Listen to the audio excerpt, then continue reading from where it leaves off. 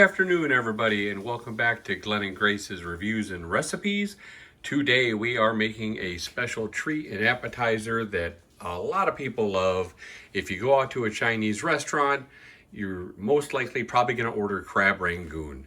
And crab rangoon is a wonderful, creamy, should have crab in it. It might not at your local Chinese restaurant, but today we are going to show you how to make it with actually having crab in it. So these are the ingredients that you're going to need. You're going to need 1 pound of cream cheese. You're going to need 1 pound shredded of crab meat, imitation crab meat, blue crab, whatever kind of crab you want to use. Dungeness works best, but imitation is just fine. You're going to have your wonton wrappers, okay? These are from the store. You can make your own. These are not. These are from the store, okay? We have 2 cloves of minced garlic. We have 1/2 cup of green onions, the whole green onion chopped up. We have 1/4 cup of minced shallots, okay? We have sesame oil, which is 1/4 teaspoon. We have 1 teaspoon of Worcestershire sauce, 1 teaspoon of soy sauce, and we just have a pinch of salt and pepper. Okay, guys, that's pretty much all we got for the ingredients. It's really not too hard to put together. We're going to go ahead and get this going in just 1 minute. Stay tuned. All right, we're ready to start. We're ready to start putting together the crab rangoon mixture. Now, it's important that with your cream cheese, you go ahead and let it sit out for a little while at room temperature. The other important note with this when you're putting it together is you're going to want to leave enough time because you're going to want to let it chill for at least 2 hours, okay, in the refrigerator. So we have our cream cheese in there. We're going to go ahead and add our crab. And this is a very generous amount of crab. You might not see this anywhere else, especially if you're going out. Okay, we're going to go ahead and add our shallots. Okay, shallots is an onion, if any of you did not know. Our green onions, remember the whole green onion. We're going to add our garlic. Okay, our soy sauce, our Worcestershire sauce, and now we have that little bit of sesame oil just for a little extra flavor.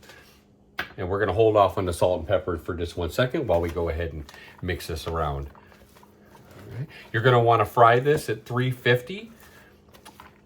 And I'm probably going to use peanut oil for this. And also, you're going to want to make sure that you don't overcook, you don't put too many in a pot. You're going to want to maybe do 5, 6 in there at a time, every batch, and put them on a frying rack. But again, the most important thing is you just mix this really well. You could just use a glove if you have a glove and just mix it by hand. Probably be a little bit easier than using this little spatula. Okay, we're just mixing this along here, getting that good consistency. And again, we're going to put it in the fridge for about 2 hours, so it's going to be a little while before it's ready. So make sure you have plenty of time before you start to cook this. Have your frying rack and everything ready, set out for when we do fry it into a small batches of 5 to 6. Okay. Oh, this is going to be so good. We're going to go ahead and add our salt and pepper here. If it wants to come out, there we go. Okay. Get that all mixed in. Hope everyone's having a wonderful day today. I don't know about where you guys live at, but here it's finally starting to warm up a little bit. I think it might be close to 60 today, which is really nice. But what I'm going to do now, guys, is I'm going to go ahead and wrap this up, and I'm going to go ahead and put it into the refrigerator for 2 hours, and we'll see you back when we're ready to put them together. Hey guys, welcome back. We have our stuff out of the refrigerator. It's been thoroughly chilled, and now what we also did is I made a little bit of an egg wash right here. This is just 1 egg. I use a little bit of milk in my egg wash, so you can just use water. This is what we're going to use to put around the wontons to make them fold and then stick. You can just use water if you want. You can just use an egg if you want. I choose to do a little bit of egg and with just a tiny bit of milk for the egg wash, okay? Now we're gonna go ahead and grab one of our wontons here. We're gonna put it in the center. I'm just gonna show you how to do a few of these. And then I'm gonna finish them up, and then we're gonna just get to start right to cooking. Okay, so you just put it right in the middle there. Okay. We have our egg wash. Okay, here we go. You don't want to close it up all the way at first. Okay, you just want to fold all these sides in first, and then we're going to close it up. Okay, there we go. Takes a little bit of practice to get used to them. And then you just want to seal up the sides. Okay. Because you want to seal up the sides real good, because otherwise the cream cheese and crab mixture will come on out. If you're having trouble folding them, maybe try to put a little bit less filling inside. Okay. All right, as you can see, there we go. All right. I'm going to go ahead and just make a few of these for you. If you have any questions or comments, please leave them in the channel in the link below, and I'll be happy to try to answer any questions you might have. You can egg wash the whole wonton if you want, or you can just do the edges. It's really up to you. Okay, that scoop doesn't work very well, so we're just going to do it by hand a little bit. Okay. But they're fairly easy to do once you get into the groove of them. Okay. All right. So we're all set there.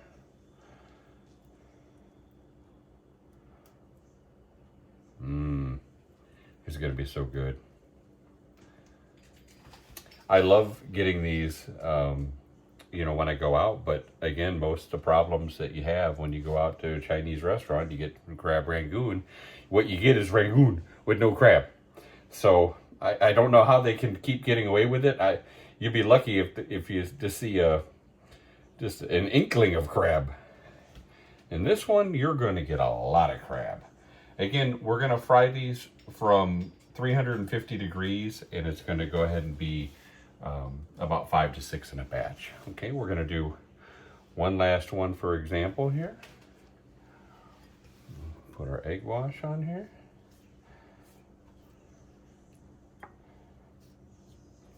I hope you're enjoying the content on the channel so far. Again, if you have any suggestions or anything like that you'd like to see from us, please leave it in the comments below. You know, we're a new channel, so obviously we're trying to build a subscriber base. This is just fun for us. We just really enjoy doing these videos for you. Let's see. But it is a lot of hard work to do the editing and stuff, so it's nice to know that people appreciate them. Okay. Here we go. Make sure the sides are all nice and sealed. You want to try to make them real beautiful. Now you could just kind of do like fold them over and kind of make them like a triangle shape. People say that this is the best way to do it. So, all right. So there we have it. There you go. I'm going to go ahead and set this over here. Now we're going to go ahead and I'm going to finish these, and then we'll be back when we're ready to start cooking when the oil is hot enough. See you soon. Okay guys, I've gone ahead and wrapped a bunch of them. I put them on the pan, and the oil is just getting up to temp. You can see I also did a few of the other variety in case you want to do it. I think those ones are a little bit harder to seal. Or you don't get enough filling in those. You might, it's really preference, I guess, but I think it's probably easier to fold and keep the filling from coming out with the original way we went. So in just a minute, I'm going to go ahead and put these in our fryer. We're going to show you what they look like. Thanks, guys. All right, here we go. We're going to go ahead and add these in and hope that they don't tear at all. So here we go. Be very careful when you're dropping them in, guys. We're going to do about 5 to 6. Again, make sure your oil is set at 350.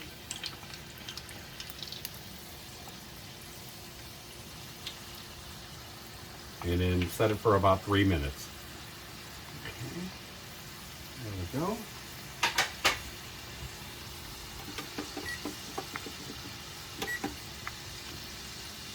And this is what they look like right now. You can tell they have a nice light golden brown, very crispy, very yummy. You'll be the hit of any party that you bring these to. You know, you can also couple these very well with the orange chicken recipe that I also have on our site. So if you want to go ahead and check that one out, this would be a wonderful dinner to have the orange chicken and then the crab rangoon as an appetizer. You can see these are browning up real nice.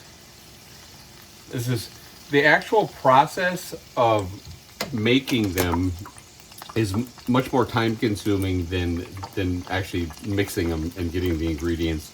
The ingredients are all very simple, not hard to come by at all. You just you set some time aside. Something you want to probably do a little bit earlier in the day because it does take a good 2 hours to chill them. So make sure you have plenty of time set aside to take care of this, especially if you're gonna combine it with the orange chicken because that does have quite a few ingredients. Okay, just want to move them around a little bit, make sure they're not.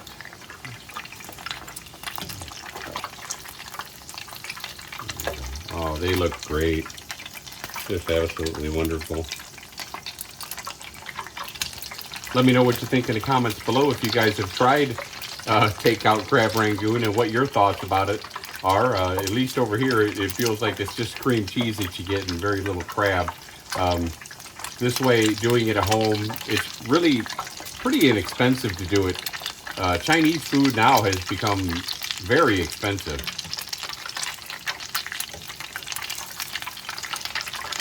Pretty much everything has become very expensive.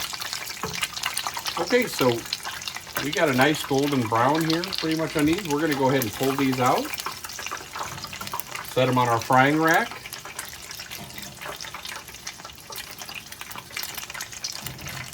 There we go.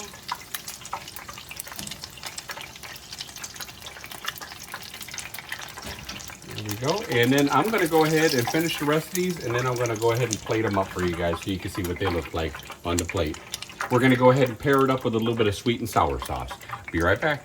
Okay guys, here's the finished product of the crab rangoon. As you can see right here, we gave you a few varieties. You have this nice golden triangle one, and we have the other one right here, the more traditional style. Okay, we're gonna pair it with a sweet and sour sauce. You can pair it with many different things, but I believe the sweet and sour is probably the most traditional. Again, if you like what you see here, drop that like and subscribe, and we appreciate you coming in and watching, and thank you very much for visiting Glenn and Grace's reviews and recipes. Take care, everybody. Bye-bye.